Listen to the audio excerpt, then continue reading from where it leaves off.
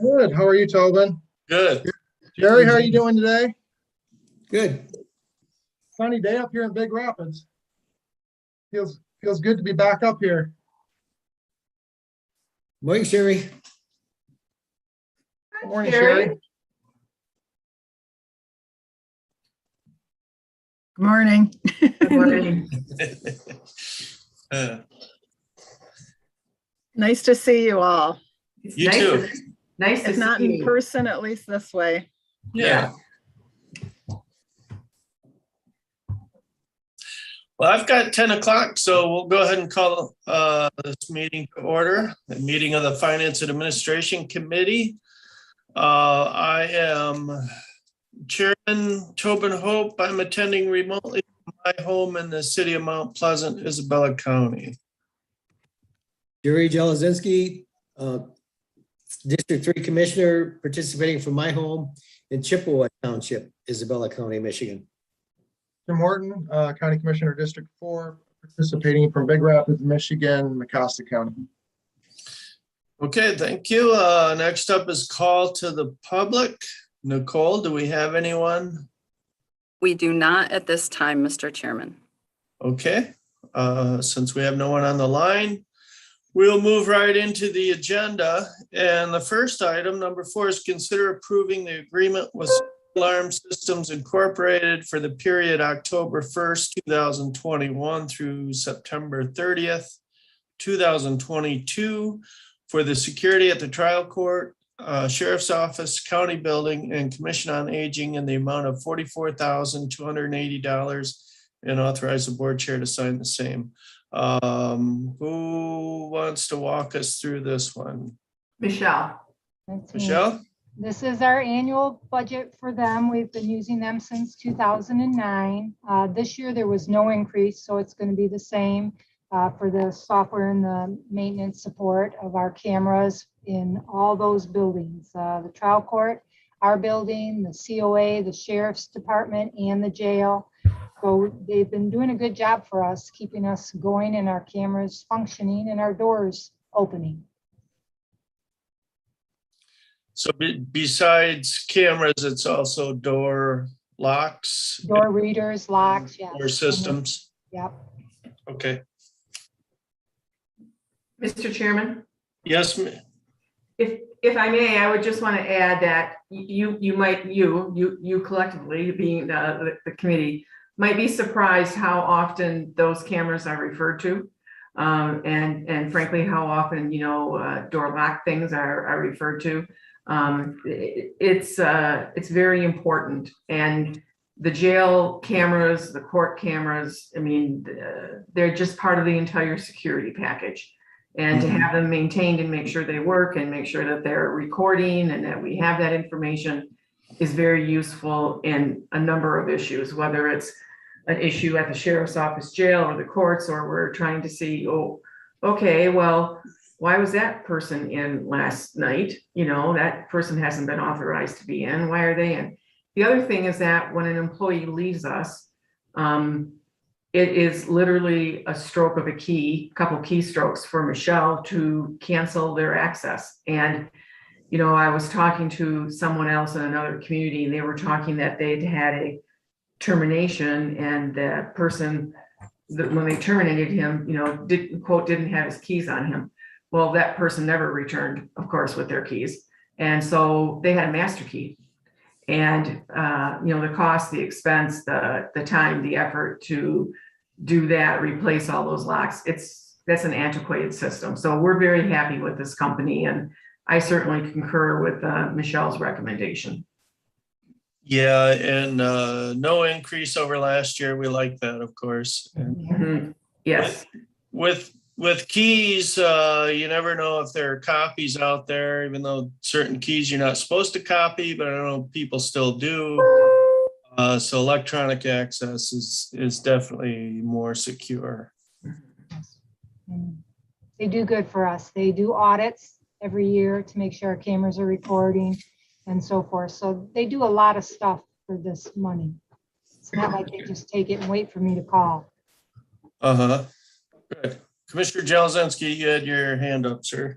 Just have a question. Who, do you monitor this, Michelle, or does the company monitor to make sure all the equipment is working properly, the recording devices and? so- Well, like I said, they do an audit once a year and then they fix the findings, but typically it's the users that monitor and they contact me and then I send it off to them for them to look, the company's secure alarm to look over what's going on. Sometimes they can fix it remotely, sometimes they come on site, but it's usually the users that find the issues. You know, they're looking at the cameras, they're looking at the doors, if the door is sticking. So, you know, it's typically that unless the audit finds it and then they fix it through the audit process. Thank you. Okay, Commissioner Horton. Real quick, I know as a commissioner, I believe a long time ago, I received a little keypad thingamajiggy with a, you can hold up to the door. I don't know if Jerry or Tobin have received theirs ever. Probably so, I have no hope. I used it one time, I believe, maybe twice. I think the last time I used it was to come in the back door for something instead of going to the front because it may have been locked. I can't remember exactly why. That isn't your key card. Oh, What was okay. The picture ID is not your, she was just showing the other There's like commissioners. Okay. if I recall, it's a white, I don't have it with me, of Yeah. course, right now, because It is. it's in my It's a white box. I card. know. It's a white card exactly the size of your ID Um, card. Oh, So, Behind it. yeah, I don't, and I'm sure Commissioner Hutchinson received one of those too. I mean, again, Yes. 9 years as a county commissioner, I think I've used it, I'm gonna say twice. I'm sure there was another time that I can, more than once I can remember, but I'm sure I'll say I used it twice.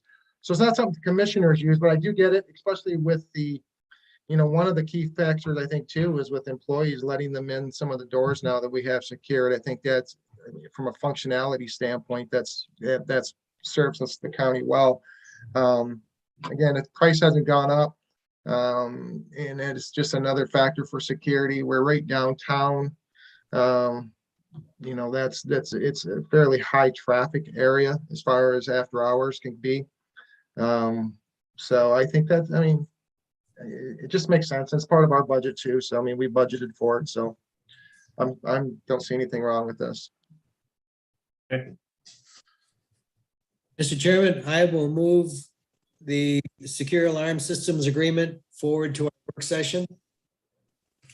I'll support that. Any further discussion? Okay, hearing and seeing none, that item will move forward to the work session next Tuesday. Do And we have to vote on it? pardon me? Do we need to have a formal vote? I'm sorry. All those in favor say aye. All right. Anyone opposed?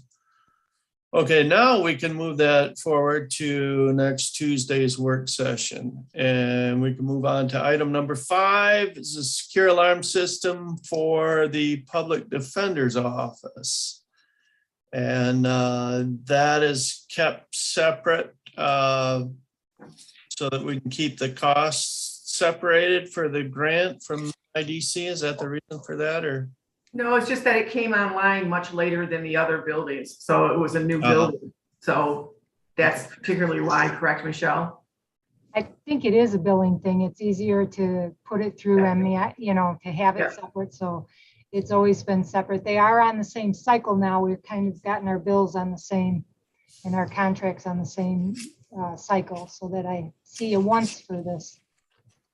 And it is useful, commissioners, back to your comment, Commissioner Hope, it is much easier for us to get it funded by showing that it's a separate contract. Mm-hmm. And this is really good out there because they're people are, you know, they're in a remote location. They have security on the doors so that if they're open, the alarm is set off because they are kind of remote out there. That back face is nothing, and it helps with key cards and they're different employees. I turn them off. I don't have to worry about who's got them. Tom's usually, but it makes everything function a little easier for everybody. Mm-hmm. Yep, I can see that. Yeah, Commissioner Horton. I just echo what I said earlier, and even thinking expanding upon that was, you know, with the key card access and being able to track that, who goes what, who goes where. I mean, especially in something like the public, again, we don't think of anything negative, but if things are lost, things are stolen and things are used, it's just kind of an easier way to track it. I know back in my former business, we had keypads and codes, and you could monitor when people are coming and going. And it's just something that's part of, I don't want to say running a business, but this is a large business entity, and security is one facet of it. And prices really hasn't gone up. And I agree, Margaret, you took my statement right out. I think the reason it's probably separated is because of the fact that we do get it's a part of the MIDC, is that correct? Part of the grant funding in regards to that. And I remember we had that debate, and I remember I was a big stickler on how much the darn thing costs, but that I lost that battle, and damn it, we're not gonna have a war. So there you go. I lost the battle in the war on that one. So there you go. So anyway, all right, yeah, I'm in favor of this one. So I'm no problem with this one either. Okay. I'll make this motion then, that we consider approving the agreement with Secure Alarm Systems Incorporated for the period October 1st, 2021 through September 30th, 2022 for the security at the Public Defender's Office in the amount of $3,468, and authorize the board chair to sign the same. I will second that motion. It's been moved and supported. Any further discussion? Okay, hearing none. All those in favor say aye. Aye. Anyone Aye. opposed? Okay, I remembered to vote on that one, so we can move that one to next Tuesday's work session, and we can move on to item number 6. Thank you. Yeah, thank you, Michelle. Consider approving the fiscal year 2022 agreement for extension services between Isabella County and Michigan State University Extension in the amount of $164,917. Authorize the board chair to sign the same. Sherry, hi, good morning. Morning. This is the agreement that you have in front of you every year. Nothing has changed in it fundamentally. The amount is a 2% increase over what we saw last year. And it includes the base assessment for extension services, an additional amount to make us, are you losing me? No, No, Okay, sorry, I had a message that I have an unstable connection. An additional half of an FTE to make our full-time, our 4-H coordinator full-time. And then it includes the department secretary and $3,000 additional for to help with some master gardener coordination. I can provide you with an update on 4-H and the ag program if you're interested in that. But everything seems to be going pretty well. I don't want to say post-pandemic because we're not really out of it yet, but we're, the staff is back in the office most days, and the office is open to the public. We are back to face-to-face programming within some guidelines, trying to do as much programming as possible outside and using masks when we are inside. Paul Gross, the ag educator, has doing a lot of work in the area. They've got a field crops update tomorrow at a farm there. They've already done a wheat field day. He's got a bunch of soy research plots going on there. We did a lot of work with the gypsy moth issue that was earlier in the season, providing a lot of resources for that. The 4-H program seems to be going well. We've had a lot of meetings with the fair board to figure out, moving forward, how we can work better together. I think there was some concern during the fair season because there wasn't a huge 4-H presence, but we were just getting back on board at that time, and things seem to be going really well right now in that regard. There was a meeting just recently where 4-H council members and our 4-H coordinator met with the fair board, which was a really good meeting as they move forward together as really strong partners for that important event. We've got new volunteers for 4-H, so the program seems to be growing and doing well. And then the Farm Stress Program is another really important, fairly new program in the area. And Eric is doing a great job with that, reaching out in a variety of different ways to reach a lot of farmers, not just in Isabella County, but across the region. Yep, lot of good programming. And the report says you've increased staff compensation to remain competitive. And I know that wages have gone up in some cases quite a bit, but that you've chosen to shoulder these increases internally, which we appreciate. You know, we're not alone with I mean, everybody is experiencing staffing issues right now. And it is really starting to hit us a lot, not in Isabella County, fortunately. But I have, you know, I cover 7 districts or 7 counties just in my district. And Jim, I heard you're in Big Rapids right now. I'm really having trouble with staffing in Big Rapids. And I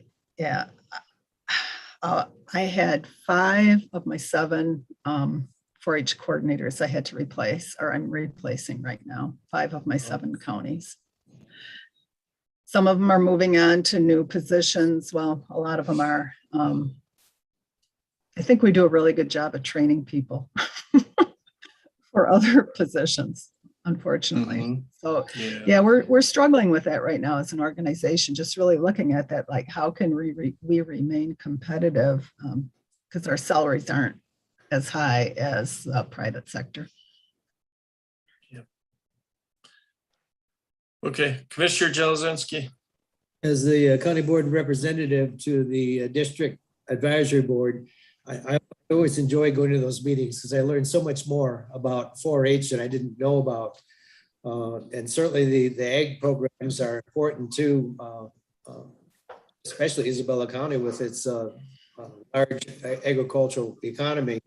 But I really cherish the 4-H and working with children. There just can't be enough of those programs to get the children out and hands-on and learn about their environment and make better lives for themselves. But the other one is the Farm Stress Program. With all the stress that farmers are dealing with, the high cost of their equipment, they can easily get into a bind and get into depression. And I think this is a very important program. Finally, I learned a little bit about the nutrition program. And I think this is very important to our residents. Those resources are there to help people will get better nutrition in their everyday lives and live healthier lives. So I think Michigan State University Extension is a bargain for the county, and I certainly will support this this budget, this agreement renewal. Okay. Margaret. Oh, okay. I always like to let Margaret go first because maybe I'll steal some of her thunder though this time. So there we go. You know, I echo not echo, but I agree with what Sherry is saying is that they're seeing staffing shortages are everywhere. I mean, Jerry mentioned on this board, on the 4-H or the Michigan State Extension Program board, similar is going on with Central Michigan District Health Department. I'm sure it's Hope and hearing about it in the community mental health areas too. We think we had a presentation last week and they talked about, I think, some shortages involved. It's happening everywhere.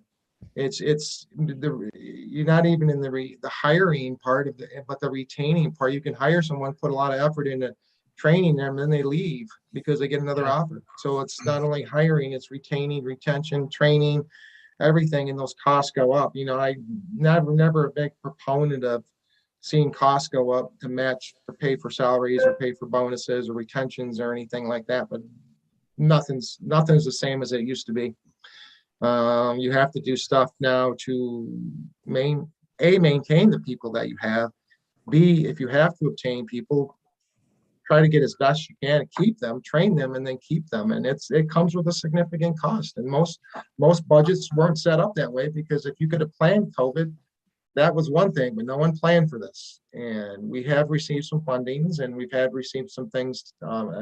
Sherry, I can't speak to what your entity has received, but governments have received some stuff just for these situations. And this is part of what I don't want to say it's the new normal. Hopefully we don't have to, the increases keep going up and the retentions and everything have become difficult, but this is what it is today. This may not be what it is going to be tomorrow, but this is what it is today, and you have to deal with today. And this is a reflection of it. So that's all I have. Thank you, Chairman Hope. No problem. And I've only had one small cup of coffee today too, just to let everyone know that. So I was gonna drink more, but there you go. I missed commenting yesterday. I did not attend the 2 meetings yesterday. So this is the first time I had to speak in the Hollywood Squares thing here. So I kind of like it. So you're kind of subdued on only 1 cup of coffee. I am subdued. It's a good thing, though. It really truly is a good thing. So I haven't even asked Sherry how her brother's doing. I figured that was inappropriate, so I won't do that today. So anyway, I'll move on. Sorry. Okay, Margaret, did you have something you wanted to add? Just real quick, I read a lot of articles and journals and, professional publications. And I read an interesting one over the weekend that was talking, and we've all heard this phrase, about the COVID resignation recession. And that's happening. There's no doubt that that's happening. And, some people are leaving for different opportunities, better opportunities, if you want to call it. But some people are just leaving because they need to stay home with their kids, or they have other issues, or whatever's going on. And, in our recruitment, we have less applicants than we used to have, generally across all the positions that we're filling. And we are constantly recruiting people. I mean, we have openings, and that's always been, we're a big organization, but it's a different world. And I read an interesting article about, and I thought this was really point on, that the public sector, the fact that the public sector paid less income to people than the private sector for years was compensated by the benefit package. And so employees, we still have a great benefit package at Isabella County, as far as health benefits and life insurance and short and long-term disability. We have great benefits, but we changed our retirement plan, which was a great thing for the previous boards in the early 2000s to switch to a defined contribution. But now I think the fact that, kids grew up with their parents or grandparents having pensions, and they think that's the way it is. And that's not the way it is almost anywhere anymore. So we're having a hard time competing with the private sector, as Sherry said, or with other members of the public sector. But I, again, want to tip my hat and thank the Board of Commissioners for the reclassification that happened a year ago, or a year and a half ago, 2 years ago for some positions, because we would be in much more dire straits right now. So I think that we're going to come out of it. But they were talking about other things to offer. And one of those was on-site daycare. And it was a very interesting article. And I know that's a big leap, and I'm not saying we should do that, but just one of the things. But before we get off the subject with Sherry, I want to say, Sherry, I grew up on a farm. I have a brother who's in agriculture in Montana. I was in 4-H. And whenever I talk, and I do a lot of public speaking, and whenever I do that, I think back to my first public speaking, which I didn't realize that's what it was. But one of the programs I was in was demonstrations when I was in 4-H. And every time I bake, I think about, my demonstration was how to measure for baking at 10. And I was very precise about how you tap down your brown sugar, and why you don't do that with white sugar, and how you level off your flour, your measuring cup for flour, and all those things. So that was my first public speaking. I did win a blue ribbon, by the way, but that was my first public speaking experience. And every time I bake, I think about it. And every time I speak in public, I think about it. So I don't vote, but I will say I'm a firm believer in 4-H. And I think it does help mold young people. And I'm always appreciative of the experiences I had in it. I didn't like sewing. I did not like sewing. I wasn't good at it. I dumped that early on, but the other ones I was real excited about. Yeah, that's where I learned to sew, was in 4-H in 4th and 5th grade. And I still sew to this day. So that was one of those life skills. But one of our most popular programs right now is called Cooking with Christy. Christy Schreiber is the 4-H coordinator there, and it's really popular. And she does videos and then also sends instructions via email. And they have a Facebook page where they share the things that they have made. It's really gone really well. That's great. The other really quick thing that I'm going to throw in here, because it's not even hot off the press yet. It's kind of, I know this is a public meeting, but I'm not ready to announce this officially. We're hiring a new dairy educator in Macau, and it's going to be located in Mecosta County. So it's right next door, going to be covering this area. And it's really exciting to have one there after not having one for a long time in that area.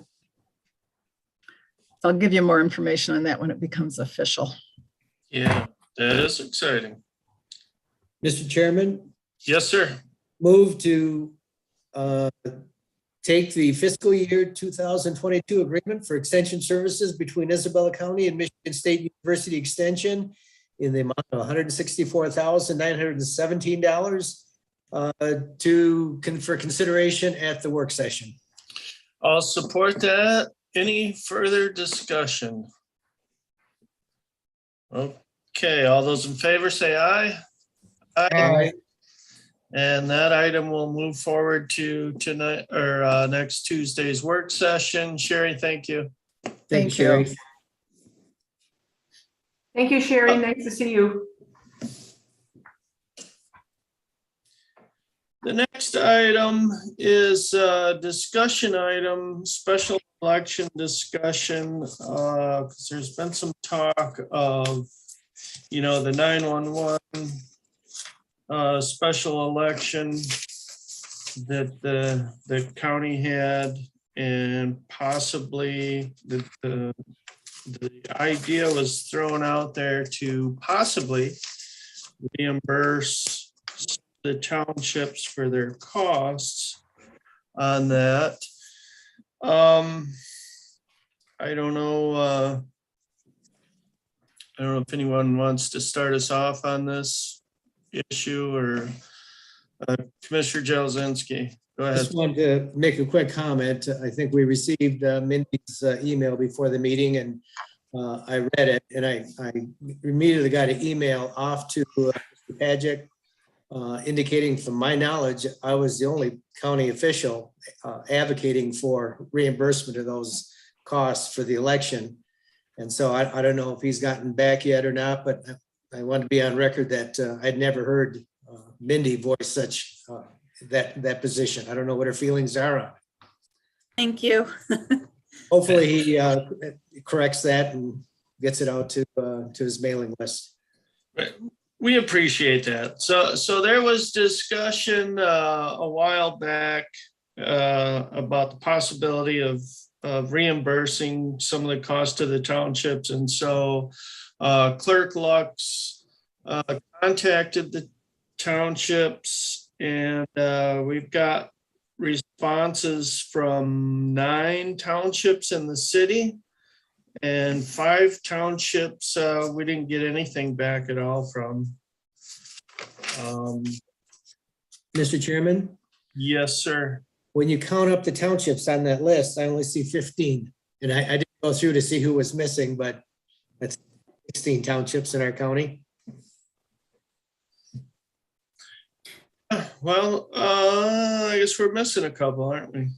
No, I Maybe put I on there counted the ones that didn't submit. So if you count them, you were correct, Commissioner Hope. Okay. So counting the ones that did not submit, there's still only 15 townships listed.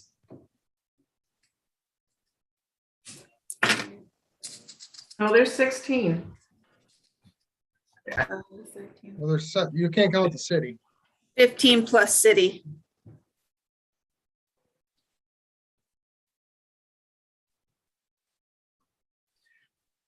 Well, I know that Mindy's given the cost that she has been able to absorb within her budget.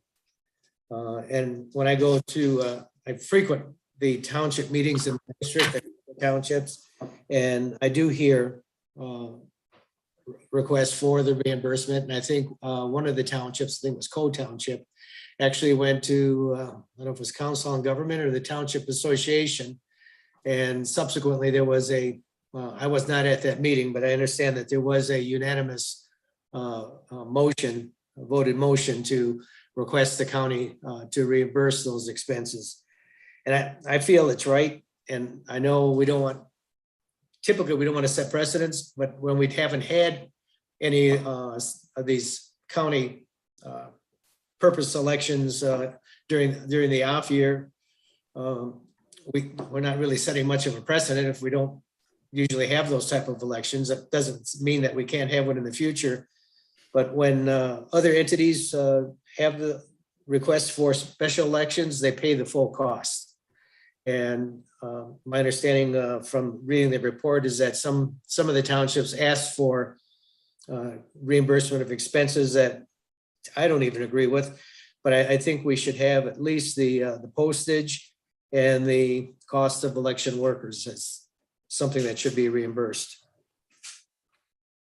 Mindy, I have a question. Clerk Luck, sorry, I have a question. At the bottom, under the first page is a budget for August 3rd, 2021 special election. And down at the bottom, it says the county usually pays for the ballots, precinct kits, canvassing, salaries for county end of the night workers and precinct kits, which total $15,386. The county is paying an additional $21,943 to eliminate any undue financial burden placed on the townships. What is that $21,943? What did that go toward? I covered so they do not have any advertising expense. I covered their testing and programming expenses. Those are all what they are statutorily responsible for when it's a countywide election, even if it's a special election.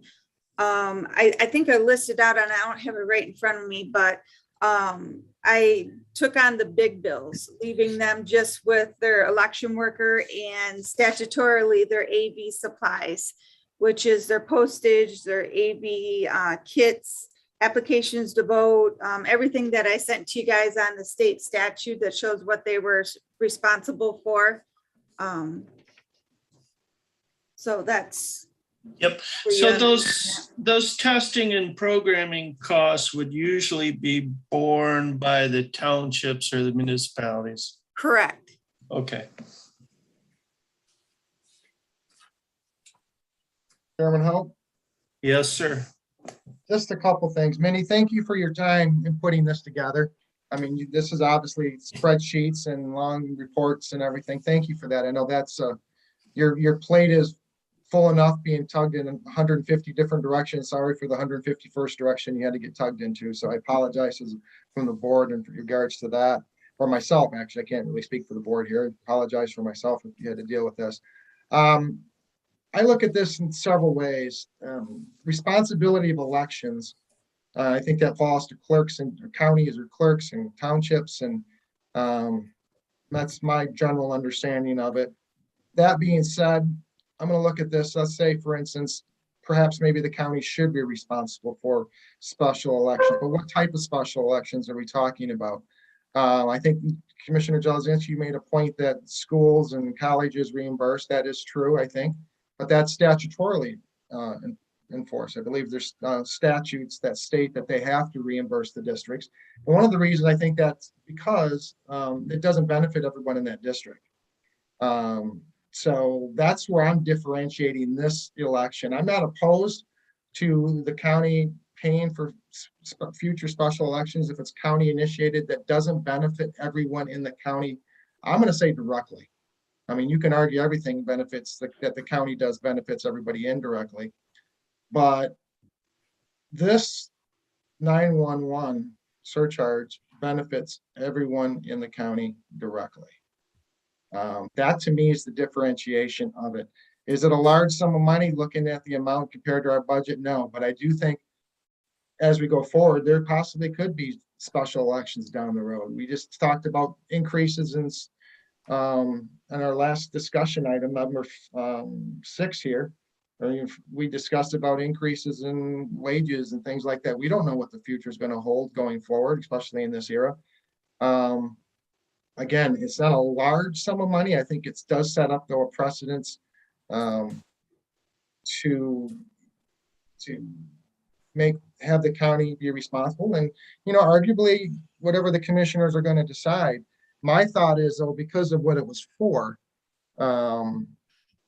that to me is a deciding factor. And also too, I'm gonna, again, I stated, I think the last meeting that we had, I'm gonna give great deference to the clerk's office. I think she does a wonderful job in setting up the elections. I mean, she shared with me a spreadsheet quite a while back, this spreadsheet here that all the commissioners got, showing everything that was done, showing the time and effort that she absorbs in her budget. And I also believe that each township and city all have budgets for this, or they should have budgets for. I think that may be a mandate, or not a mandate, but I think that's a rule that they have to have a budget for special elections. So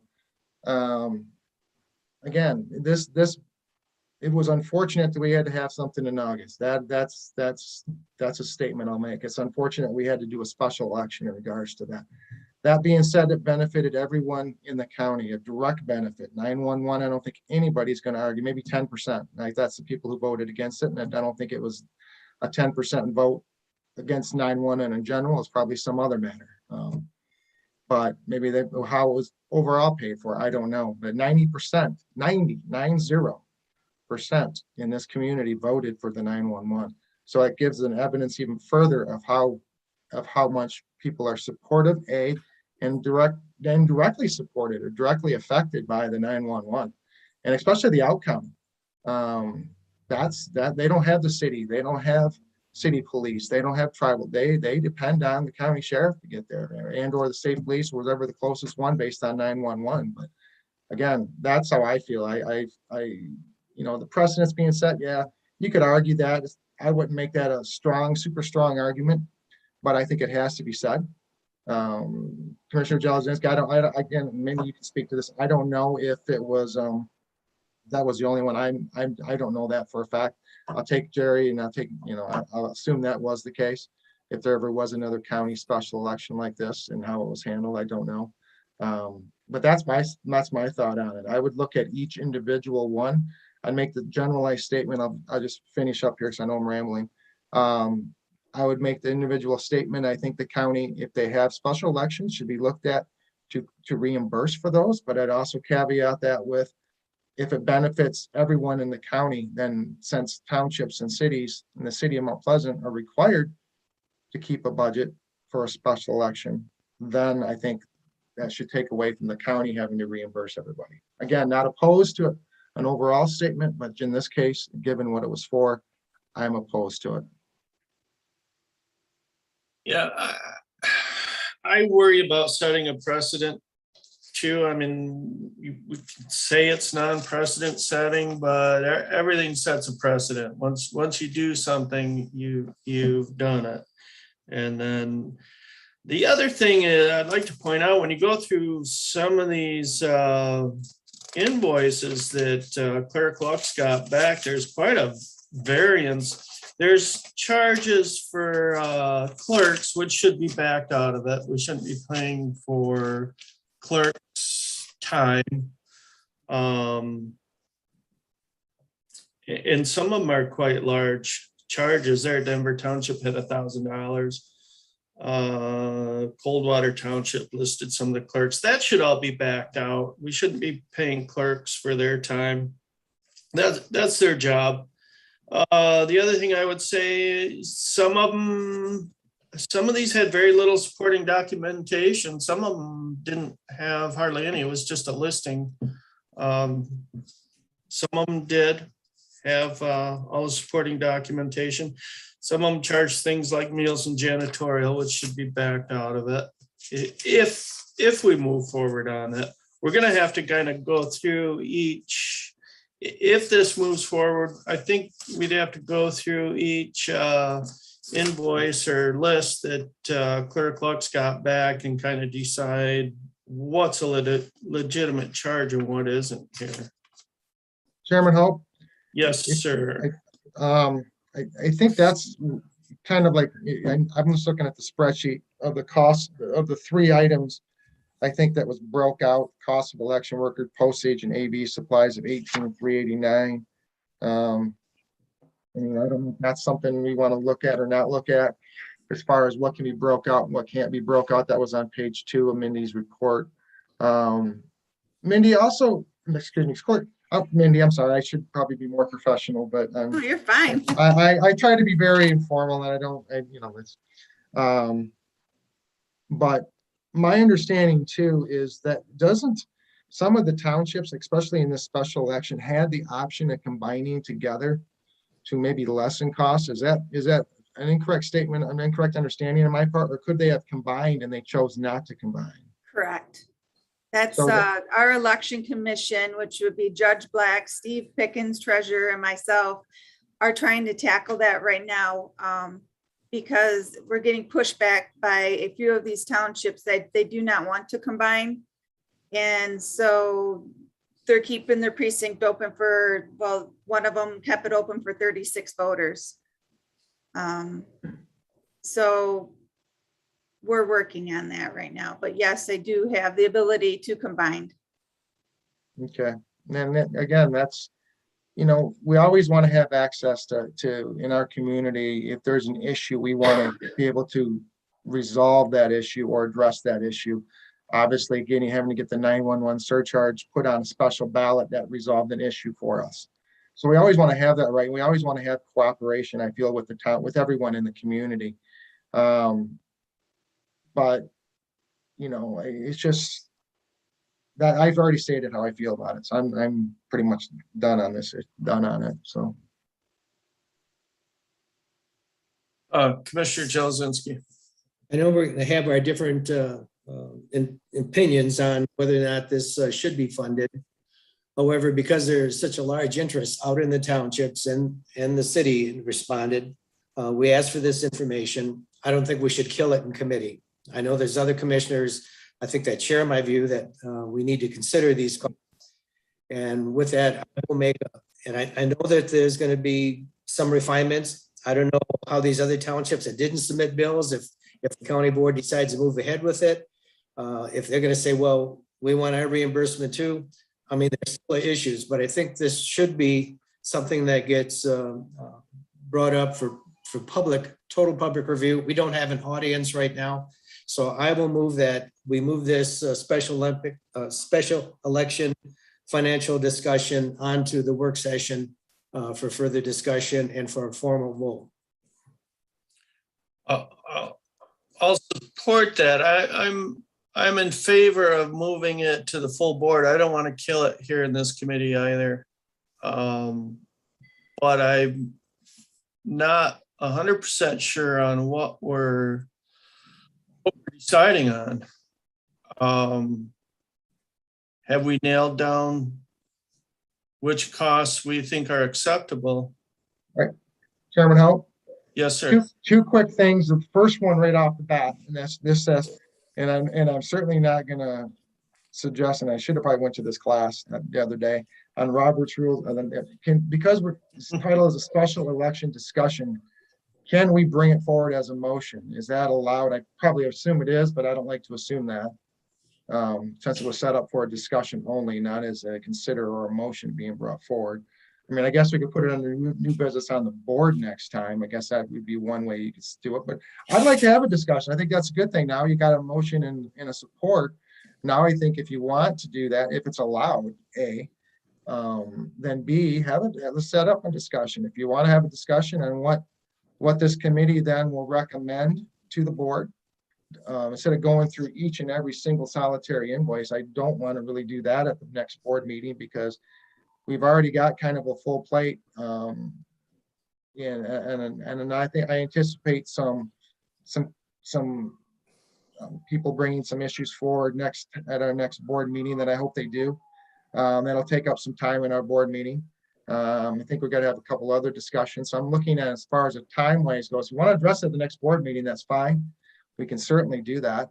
But I would look at the length of time. I think this committee, needs to probably look at, like you said, Tobin, or Commissioner Hope, or Chairman Hope, that what areas do we want to break it out? I mean, what areas you want to focus in on? And that's, if you want to make that recommendation to bring it to the board, do you bring it? I mean, we've got all the information. I think Clerk Alexis gave us, she showed us all the bills, I believe, too. I had it up on my screen, and I'm kind of we're looking at actually the direct bills. So I think this is where the committee, Finance and Administration, would want to look at it. If you're gonna bring this motion, which it sounds like it was made and supported, then I think you take these bills then and you break it down to what you want to go to the full board. I don't think having the full board discussion on each and every single bill, I think that's going to just take a lot of time. I think this committee needs to come with a recommendation of exactly, if you do decide, you do want to throw it out there for the board to pay anything, then I think it needs to be broke off into what this committee comes away with, what needs to be paid for. If you say everything needs to be paid for everything, that's a simple statement. I mean, but that's how I feel. Okay, never mind. Go ahead. Okay, Willing to amend the motion to specifically state the postage and cost of election workers. If that would better define it. Because I agree, I looked through all those and there were some really odd things that being requested. Odd or opportune things. Margaret, did you have something? Yeah. I was just going to say that I believe, and I would certainly not speak for the clerk, but I believe it's already broken out according to what would be allowable. Is that true, Mindy? So this sheet is what would be allowable. The other sheet was the totals of what people put in. So the clerk went through and did, I think, what you're talking about the committee doing. She went through and put together the spreadsheet that for the committee that already says that what would be, if the committee were to choose to reimburse anything, these would be the categories that would be acceptable according to state statute and other issues. Is that correct, Mindy? I don't want to speak for you. Correct. And I also went on what Commissioner Jazinski asked for to pull out, which was the cost of the election workers, the postage, and the AV supplies. Right. So that's this spreadsheet. Those three items are on the spreadsheet for all the bills that we got. The other thing I would just say, just because I want to clarify and make sure everybody understands, because I think there's some things that have been not necessarily today, but out in the community said that are just not correct. And one of those is that the other special elections, we pay for. No, if there is and I'm again not going to speak for the clerk because I'm not the election expert. She is. I believe, and if I'm wrong, Mindy, please correct me. I believe if there's a special election for one issue like a school millage, the schools do reimburse the county and the others because that's part of the rules. That's part of state statute. So it's comparing apples and oranges to say, well, if we have a school special election, everybody gets paid, right? That's required to happen. Right. Not required to have this happen. So I just want to clarify that when people are talking out in the community, they're not the same thing. Correct. Thank you. Okay, so Margaret, you were referring to the spreadsheet that at the top says township, cost of election workers, postage, AV supplies, and then total.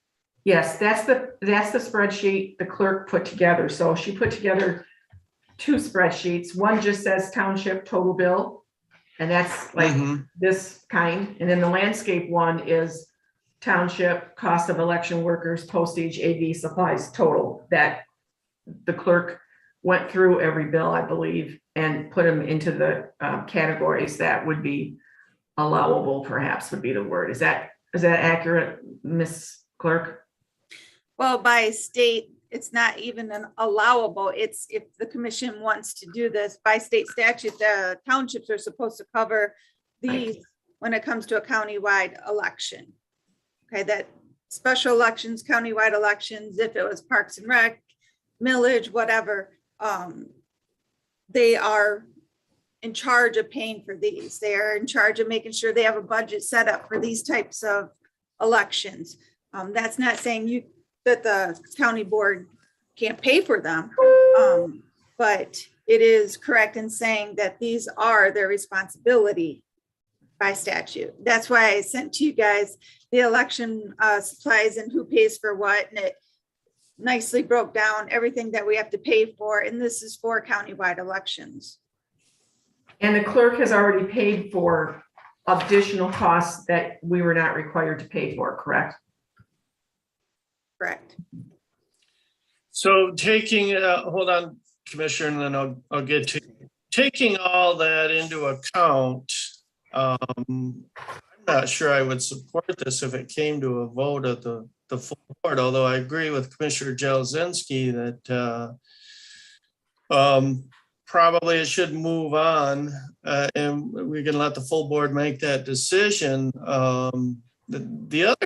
The other thing here is we have 2 townships that had a school millage or a school election of some sort going on as well, so.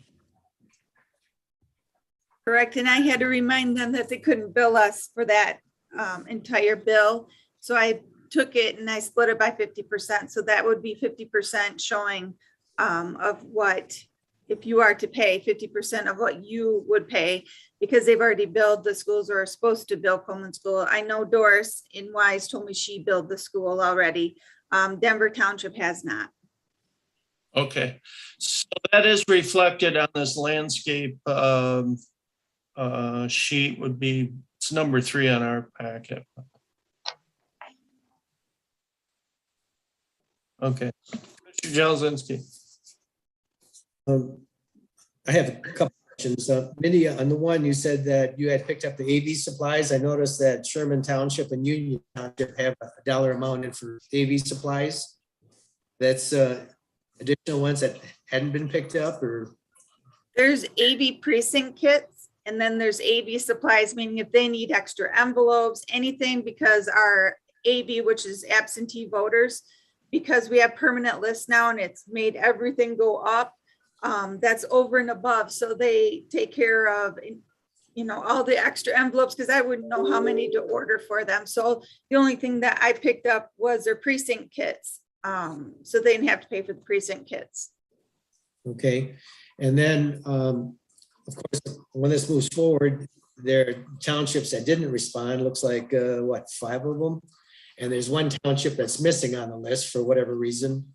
I guess we'd have to contact them and get those figures if we're going to be looking at a motion to reimburse. Mindy sent out information, a request to everyone, correct, Mindy? I So gave them a deadline to respond to me by. Mindy sent out something to them already, and those townships just didn't respond to her. So if they don't respond, they just, if the board decides to move forward, they're just out of the luck of getting any reimbursement. But there's still the issue of the one missing township, and I still haven't gone through the list to see who It's that. Vernon Township, and they did not respond. Okay. Okay. Anyhow, I understand it's a difficult issue to compute everything, and Mindy's put some time into it, and I do appreciate that, Mindy. But I'm hoping that we can move this forward to get a formal vote on the floor. I think it's the right thing to do with all the interest in this particular issue. Well, I think before we do that, we need to consider this further on what we're bringing forward to the full board. Are we clear on that? Commissioner Horton.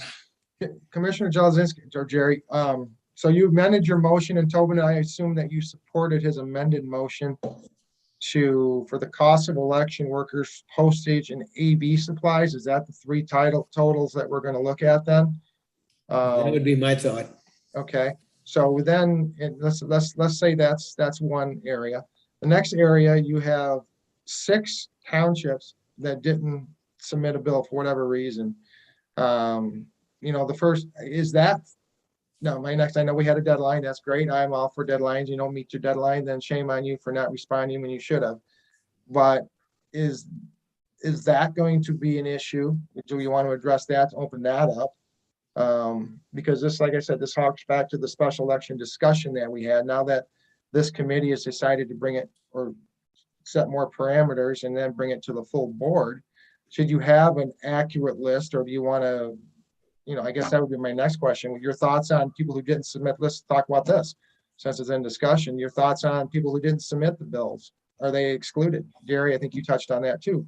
Do you exclude them? They didn't follow Clerk Luxett's advice to submit it by a certain time frame. They failed to do that. Usually if you fail to do things, you're not included.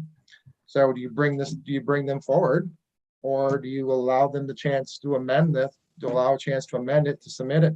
So when it does go in front of the full board, if I was a township and I all of a sudden found out I could have got reimbursed for something, even though I sat on my hands and didn't do anything, that's part of human nature. And we've got whoever represents, my two townships, or my one township and my half of my other township, they're the largest. No, they're in the top. One is the largest and the other one is the fourth largest one, looking at this list. So and here I am against it. So, I've got my skin in the game is almost 50% of my reimbursement of the 6 townships that didn't submit a bill. Probably, obviously, I would hazard a guess that it's probably, Gary, I don't think it's any of your townships, is it? I don't believe so, but I could be wrong. No, all 4 of the townships, my townships are there. Yeah, so it's Commissioner Hutchinson and Commissioner Engler, and Commissioner Engler obviously addressed this in his committee a month or 2 ago. I can't remember, they're all running together now, but he brought it up in his committee, and I think Jerry brought it up at the same time, so whatever time frame that was. So, that's where I'm kind of going with it. Do you want to address it at the next board meeting and bring it forward like it is now? Have what people be able time to alter it? Do you want to exclude it, or do you want to send this back and then kind of put more work on the clerk, which I hate doing because she's getting busier and busier and busier. And, I don't know. I mean, this is where we go down the path now of where do we want to end this? And how do you want to put a total amount and then have the board vote on what they want to spend? And after that, we got to figure out how we're going to pull to pay for this. Where's that money coming from? We got the budget amendment. We've done those. So that's not a deal breaker by any means, but those are all the issues we have to be addressing in this. So that's just, I'll throw it back out to further discussion. I'm not done with my discussion, but there you go. So. Mr. Jałoszewski. Mindy, on the letter, was it a letter or email that was sent to the townships? Email. Did that just simply ask for the costs that the county is possibly considering a reimbursement? And that if you have an interest, respond by this deadline? Correct. I've sent a couple of them out and I can forward them to you guys. I'm thinking if that's the language of the email, the township should have known if they had an interest. And it may be that some don't really care. So if I that's, think some of them know it was their obligation, honestly, is what I've heard. But well, I That's just that's know in that's a my very good township, that's a very good point, Mindy. they didn't That is a budget good for it point. because it hadn't happened in the past. And so they're this was the supposed to county- budget for May, August, November, every year. I just sat with Margaret and I budgeted and we have money for May in case there's one, August and November. They're always supposed to have a budget for any month of the year where an election can take place. But if they don't have that in their experience and they didn't budget for it, it becomes a financial hardship. I mean, you look at Lincoln and Cole Township with their drain assessments, and Fremont Township is not a well-heeled township. This is a financial burden for them. And they budget based on their experience, as we all do.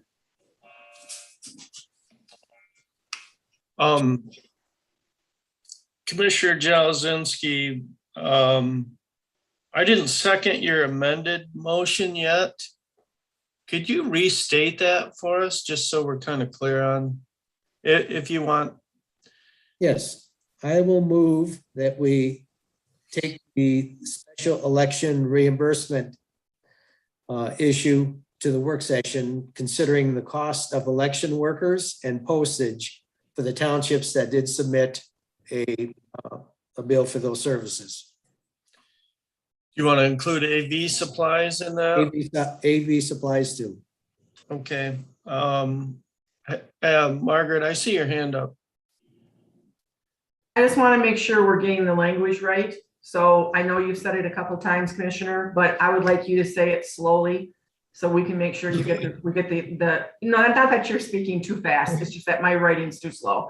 So if you could take it one more round through. So are you asking, and I want to make sure I understand what the motion is. Are you asking to have this be on the agenda for a discussion item or for an action item? Because that will depend on how we write it. I think it needs to go to a vote, so it would be an action item. So then you might want to say, consider approving.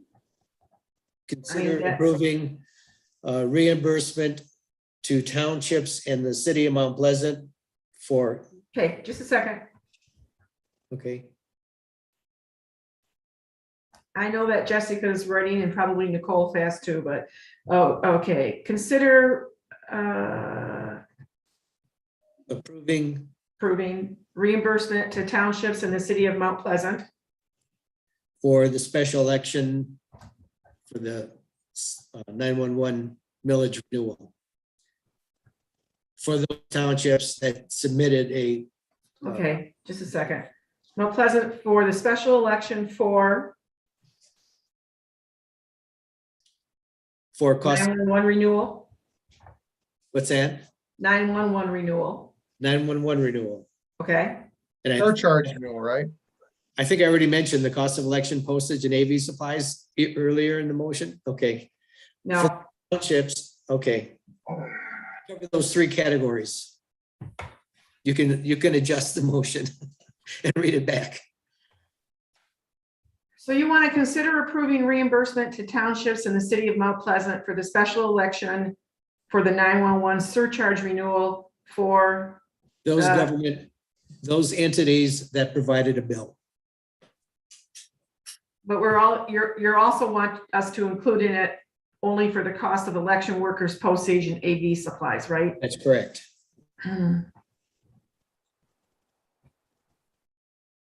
And if everything is correct, it looks like the amount is $18,389.31.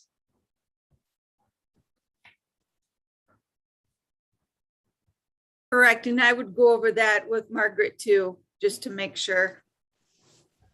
Thank you. So just as, so that's the amended motion, Toby, you've not seconded it, right? I have not. Okay, I'll hold my I'll hold my thing for discussion then, just so, okay, very good. Okay.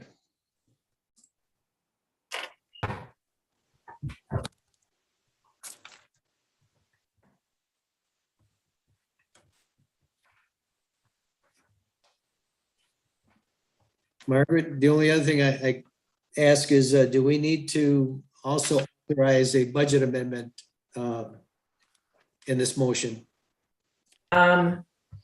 No, I don't think you have to have a budget amendment. I mean, we would transfer funds into probably one of Mindy's election line items and pay it from there. I mean, I could transfer money in from the contingency. We have $50,000 in contingency. I have approval up to $50,000 to transfer. You know, if you were going to do, and I will tell you, I had a very long meeting yesterday with Mr. Krenovic and our two staff accountants and our deputy administrator going through the budget, looking at where we are going to end up at year end. We're going to be okay, but you know, we've got some things to make sure that are right. So if the board approved this, you know, it would come out of the general fund. And you have $50,000 in contingency in the general fund, which we haven't touched yet. So we could fund this from that. And doesn't require a budget amendment. Quick looks. Can we make sure though, even if it comes out of my budget, that the bills are not sent to me so that we don't have to take care of them out of my office? What bills? Like if they want these, so they don't, you guys would just write them out using my account then, right? I don't have to do any of the accounting work on it. So I think the question you're asking is, would we authorize payment of the checks to these entities? Correct. Well, see, there's the rub. There's the rub, because, I mean, I would figure that out administratively. We could figure something out. We'd figure something out. I'll wait till a proper time for me to say something too. I'll wait for that. I don't know where we are with the motion. Okay, thank you. Okay, okay. Commissioner Jelzinski, I'm gonna second your motion. Only because I feel like the full board should consider this. And I don't want to kill it here and now, but I'm not likely to support it. One thing, we've got 6 townships that presumably, they didn't respond presumably because they felt that the election was their responsibility. The election costs were their responsibility. You've got, what, 9 that did respond? And 6 that did not. So I will support it. But I don't know if I'll support it at the full board meeting. With that, any further discussion? Chairman Hope, the only thing I asked, the 18,389.31, I mean, obviously that could be, I think Clerk Lux stated too that she's gonna redouble and create more work for her. But that might be amended, may not be, but because we agree on the over parameters of everything, that's fine. I think everyone kind of knows where I fall on this, so I would, barring anything else, if it does come to a vote, then right now I'm definitely not in favor of it, but that's, again, because of, I do agree that it should go to the full board. So if you're asking, I'm gonna probably agree with, I don't want to see it die in committee either. I think it does need to go to the full board. But that's why my vote will probably be yes in this committee, only because I want to get it to the full board. So. Okay, any further discussion? Okay, all those in favor say aye. Aye. Aye. Anyone opposed? Okay, so that will move forward to the work session next week. Thank you, everyone. Next on the agenda should be invoice list discussions. Commissioner Jelzinski, do you have anything on those? No, I have a question on the, I looked on always review the other bills that are less than the stated amount. I see that there's small amounts. It's on the first page. There's Department of Health and Human Services and medical care facility meetings. And there's $300 paid to Vicky Bach, $275 to Mary Jane Flanagan, and $300 to Mary Miller Hunter. Do we pay per diems? Yes, we do, and we budget that. Yep, yes, we do, and we budget that. Okay. It's in the I didn't budget. know that. Pardon me? I didn't know that. I guess I should look at the budget closer. Oh, no. I'm just telling you that, yes, we do budget that. And that's, I think, a total for the year. We set aside $5,000, which I never really get spent. So I'm assuming that they're catching up like everybody else these days, trying to get stuff in by the end of the year. Okay, so I don't have any other questions dealing with the September 17th or the September 24th bills. Okay, Commissioner Horton, you have any comment? No, it's just, pretty straightforward, I think, so. Okay. I'll just point out, like I usually do, that we're paying consumers power about $22,000 to $23,000 for the month for energy. And we have an appointment, myself and our facilities director and the deputy administrator controller, to meet with somebody regarding an audit regarding that. The issue with that, and I'm not prepared to bring it to you today, but the issue with that is going to be I have a concern about if we do that and we sign the contract for the audit, there's language in the agreement that I have concerns with what will happen down the road. So we're going to have an initial meeting and then, maybe they can answer those concerns at that meeting. And if not, then we'll send the document to legal and see what they think. Because I did not go to law school. So I would want to have our attorneys look at it. But I want to make sure that we don't end up in a situation where we can't choose what we're going to do in the future. I agree with that 100%, and I'm not advocating for signing any kind of audit agreements Yeah. until we can really thoroughly review them. Yeah. We pay a lot in utility bills. There's no doubt that we pay a lot in utility bills. And we have, unfortunately, at the county building, we have a very old building. Well, almost 50 years old. I guess I don't think of that as very old anymore at my age, but the building is almost 50 years. It was built in 72.